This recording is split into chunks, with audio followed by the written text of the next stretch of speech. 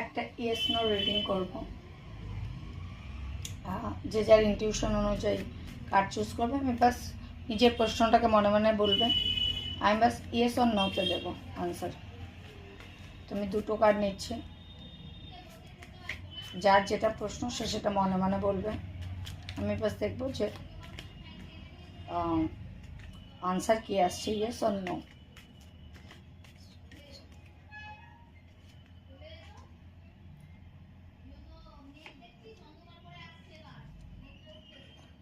Choose করে নাও, এটা 1, এটা 2। দরকার হলে ভিডিওটা একটু পজ করে দেখো। এটা 1, এটা 2। তো যারা 1 নিয়েছে তাদের জন্য, আচ্ছা তোমাদের লাইফে একটা ট্রান্সফরমেশন আসছে, যেদিকেই যাচ্ছ, মানে অফকোর্স তোমার আনসার ইয়েস, বাট সেটা এই মুহূর্তে হবে না, একটু টাইম লাগবে। কারণ একটা ট্রান্সফরমেশন আসছে, তুমি যেই জায়গাতেই আছো সেখান থেকে একটা ট্রান্সফরমেশন হবে। তো দেখতে এটাই বোঝায়, বাট এইটা যে খুব তাড়াতাড়ি হয়ে যাবে, মানে আজকে হয়ে যাবে তা নয়, একটু ওয়েট করতে হবে। আচ্ছা, যারা কার্ড 2 চুজ করেছো তাদের জন্য বিগ ইয়েস। যেইভাবেই ভাবছো না কেন সেটার জন্য ইউনিভার্স জানাচ্ছে যে হ্যাঁ, এই পথে এগো, ডেফিনেটলি তুমি সাকসেস পাবে।